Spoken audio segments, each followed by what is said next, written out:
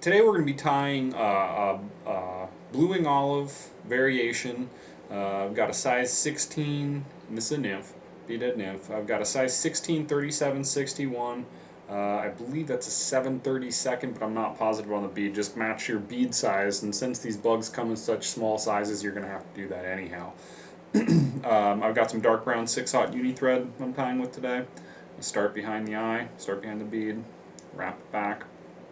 And this is a fly you could tie down to size 22. Easy. If you wanted to do that to yourself. Easy. Yeah. For those of us who aren't blessed with big bugs. I'm going to tie in some tail segments, just standard ringneck pheasant.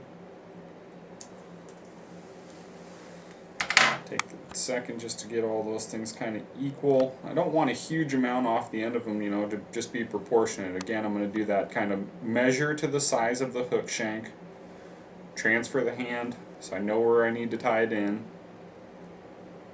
You're dealing with stuff this small, you don't want to have to guess about it. So I've got a couple wraps in front and in back, lock that in place.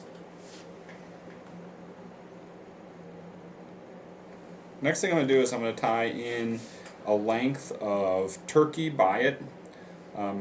You've got the big wide ones here, kind of better for bigger flies, and you got the small ones here, better for tying, bluing olives and the white.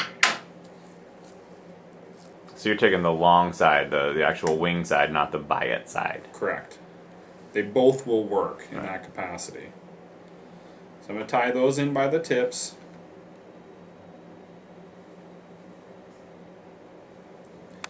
So one of the things I am going to just take a second to do is level the playing field here as far as the actual abdomen so that we get a nice smooth transition.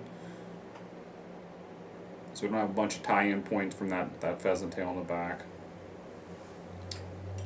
The Beatis tend to be little robust swimming nymphs, so we'll incorporate that. I'm going to take my hackle clips, grab a hold of that olive Biot. This Biot's cool because it gives a little bit of a ribbed effect, so these gilled abdomen mayflies, it's just a cool little segmentation that you add to it. You get kind of that fluffy gill appearance. One thing that can help you if you're making these flies a little bit more durable is right before that step you might hit it with a little bit of head cement or CA glue or whatever just to help hold that on there. Next thing I'm going to do is I've got a dyed black peacock eye here, and I'm just going to take a couple of those and peel them off.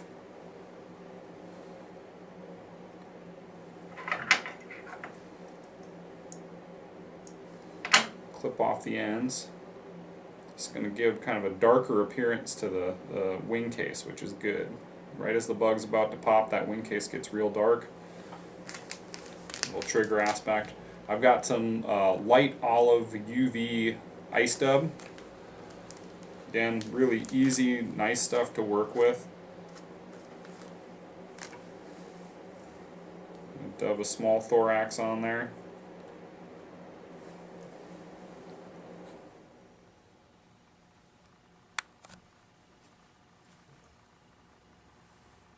And I'm going to take those peacock curls. I'll flip them right over the top.